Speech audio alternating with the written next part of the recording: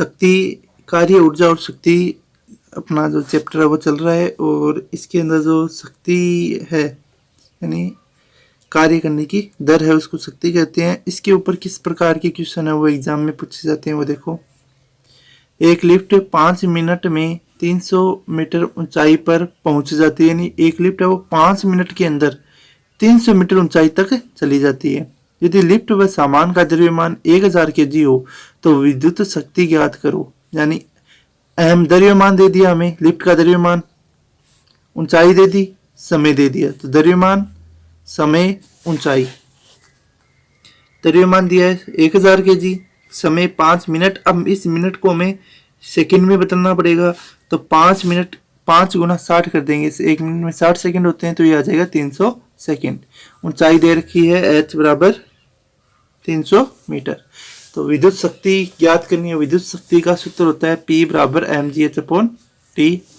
m का मान 1000, g को बोलते हैं गुरुत्वीय त्वरण, और इसका मान होता है 10 मीटर प्रति सेकंड स्क्वायर।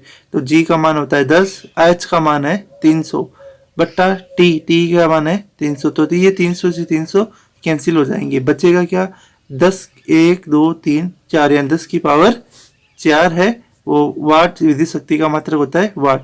तो ये अपना आंसर आ जाएगा। ठीक है, अगला प्रश्न देखो।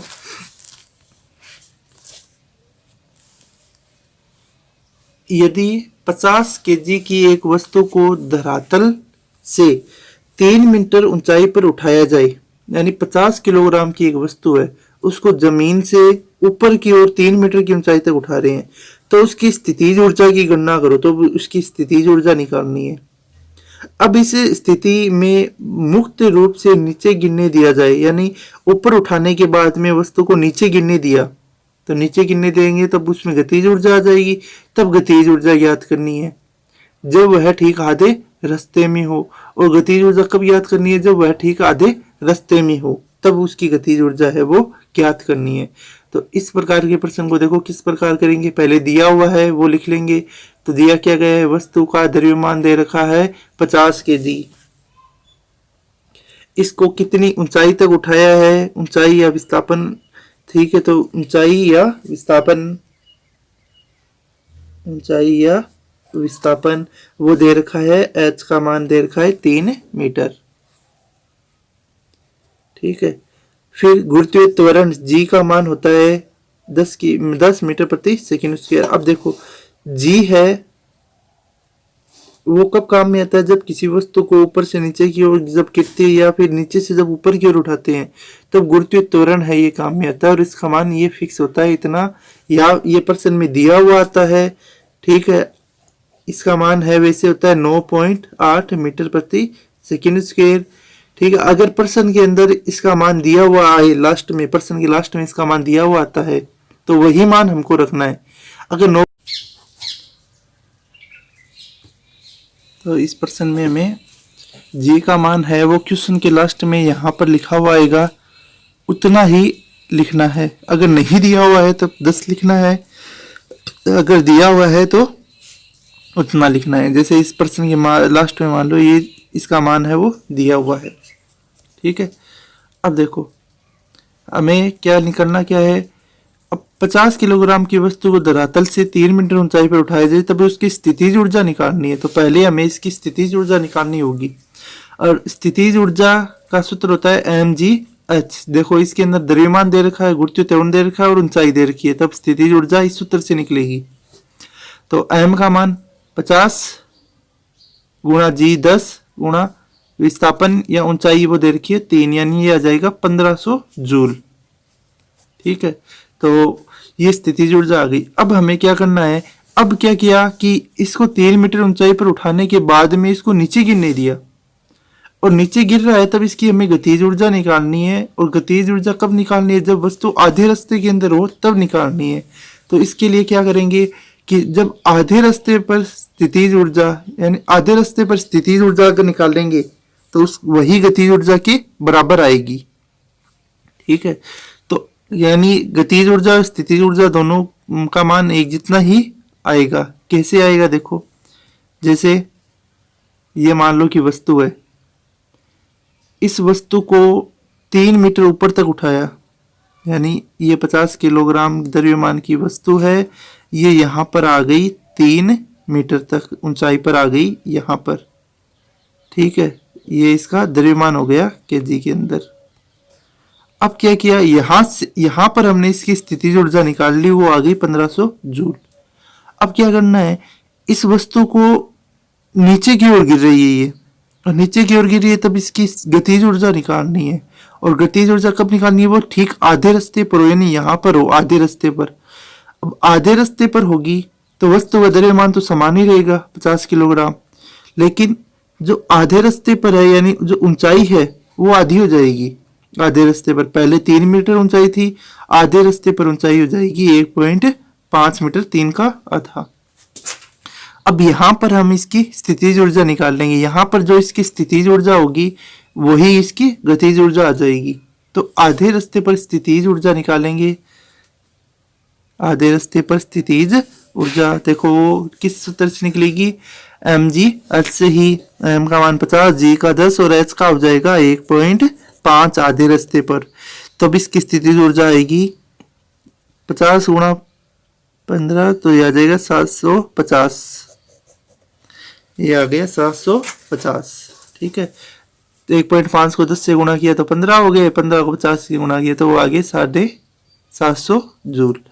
अब देखो हम जानते हैं कि जो EP है यानी स्थितिज ऊर्जा है वो E के यानी गतिज ऊर्जा के बराबर होती है, तो इसका मान भी कितना आ जाएगा 750। तो ये आधे रास्ते पर गतिज ऊर्जा है और ये ऊपरी बिंदु पर स्थितिज ऊर्जा है, ये दोनों इस सूत्र से निकल जाएंगे। अगला जो प्रश्न है वो देखो, एक 8 केजी का एक गुटका घर्षण रहित पृष्ठ पर 4 मीटर प्रति सेकंड के वेग से गतिमान है। यह गुटका स्प्रिंग को संपीड़ित करते हुए विरामावस्था में आ गया। स्प्रिंग नियतांक इतना है, तब इसकी हमें गतिज ऊर्जा है वो ज्ञात करनी है। क्या ज्ञात करनी है, इसकी गतिज ऊर्जा। तो देखो इसकी गतिज ऊर्जा किस प्रकार ज्ञात करेंगे। ठीक है, ये पूरा प्रश्न लिखा हुआ नहीं है, प्रश्न क्या है देखो, 8 केजी का गुटका घर्षण रहित पृष्ठ पर 4 मीटर प्रति सेकंड वेग से गतिमान है। यह गुटका स्प्रिंग को संपीड़ित करते हुए विरामावस्था में आ गया। विरामावस्था में आ गया। अब स्प्रिंग नियतांक इतना है, तो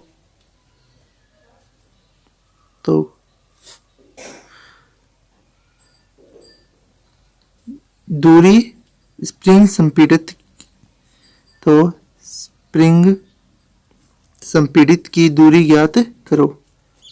स्प्रिंग संपीड़न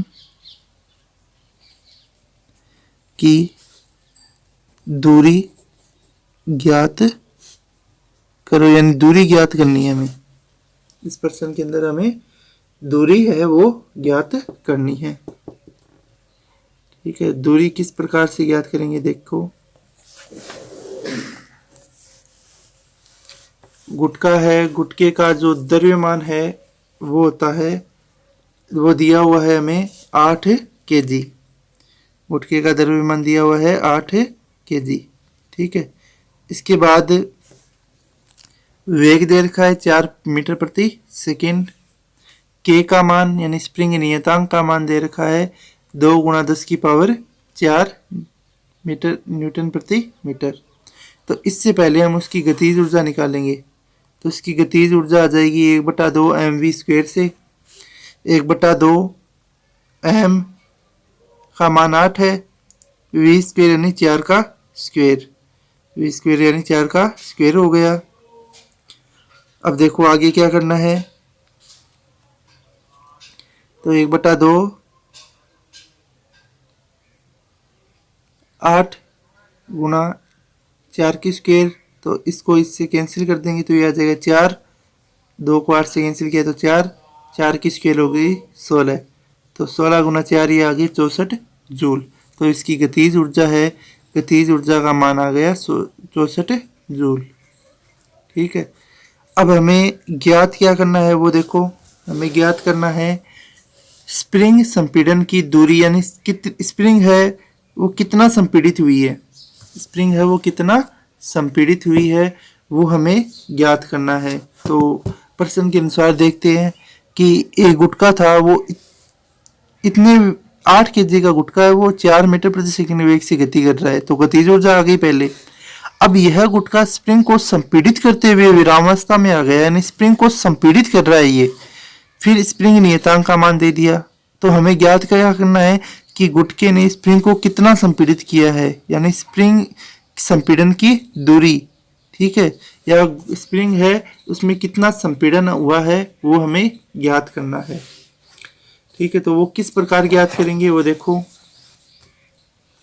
हमने गतिज ऊर्जा निकाली है, तो गतिज ऊर्जा है, देखो गतिज ऊर्जा स्थितिज ऊर्जा ये एक बराबर होती है। ये आपको पिछले क्वेश्चन के अंदर भी बताया था, यानी जितनी गतिज ऊर्जा है उतनी ही क्या आएगी, स्थितिज ऊर्जा। तो गतिज ऊर्जा हमने निकाली थी, उतनी ही क्या हो गई, स्थितिज ऊर्जा। ठीक है, उतनी ही क्या हो गई, स्थितिज ऊर्जा। अब स्थितिज ऊर्जा का सूत्र होता है 1/2 के अक्ष स्क्वायर, 1/2 के अक्ष स्क्वायर। अक्ष है वो स्प्रिंग संपीड़न की दूरी है, ये हमने पढ़ा था स्प्रिंग संपीड़न के अंदर वाली जो ऊपर किया था थ्योरी के अंदर, तब ये सूत्र आया था अपना 1/2 के अक्ष स्क्वायर। अब इस अक्ष का मान ज्ञात करना है, स्प्रिंग संपीड़न का मान ज्ञात करना है। तो स्थितिज ऊर्जा का मान है 64 जूल बराबर 1/2, स्प्रिंग नियतांक का मान दे रखा है 2 × 10⁴ गुणा अक्ष स्क्वायर। अब आगे देखो, इस 2 से ये 2 कैंसिल आउट हो गया, इधर क्या बचा 10⁴ गुणा अक्ष स्क्वायर। अब इस अक्ष स्क्वायर का मान हमें ज्ञात करना है, इसको इधर ही रख लिया, और ये 10⁴ है वो आ जाएगी इसके नीचे की ओर। ठीक है, फिर 64/10⁴ बराबर अक्ष है, इसकी स्क्वायर को उठाएंगे तो इस पर आ जाएगा रूट। तो 64 का रूट होता है 8, और 10⁴ है, इसका रूट करेंगे तो 10⁴ में से 2 इसकी पावर कम हो जाएगी तो आ जाएगा 100, यानी अक्ष के बराबर आ जाएगा 8/100, यानी 8 में 100 का भाग देंगे तब आएगा 0.08 मीटर। ये अपना आ जाएगा आंसर। पर वापस समझ लो इस प्रश्न को। 8 kg का एक गुटका घर्षण रहित पृष्ठ पर 4 मीटर प्रति सेकंड के वेग से गतिमान है। यह इस गुटका स्प्रिंग को संपीड़ित करते हुए विरामावस्था में आ गया। स्प्रिंग नियतांक का मान इतना है, तो स्प्रिंग को संपीड़ित करते हुए आया, तो इस संपीड़ित कितनी हुई स्प्रिंग उसका मान हमें ज्ञात करना है। तो सबसे पहले हमने गतिज ऊर्जा निकाली, गतिज ऊर्जा का मान आया 64 जूल। फिर गतिज ऊर्जा वो स्थितिज ऊर्जा के बराबर होती है, तो स्प्रिंग संपीड़न के लिए स्थितिज ऊर्जा का सूत्र होता है 1/2 के एक्स स्क्वायर। इसमें एक्स का मान है वो ज्ञात करना है। गतिज स्थितिज ऊर्जा का मान 64 जूल, 1/2 स्प्रिंग नियतांक का मान हमें दिया हुआ है गुणा अक्ष स्क्वायर। 2 से 2 कैंसिल हो गया, अक्ष स्क्वायर बराबर आ गया 64/10⁴। अब इस स्क्वायर को उठाएंगे तो इस संख्या पर आ जाएगा अंडर रूट, इसका 64 का रूट 8 और 10⁴ का रूट 100। 8 में 100 का भाग देंगे तो आ जाएगा 0.08 मीटर। ये अपना आ गया आंसर।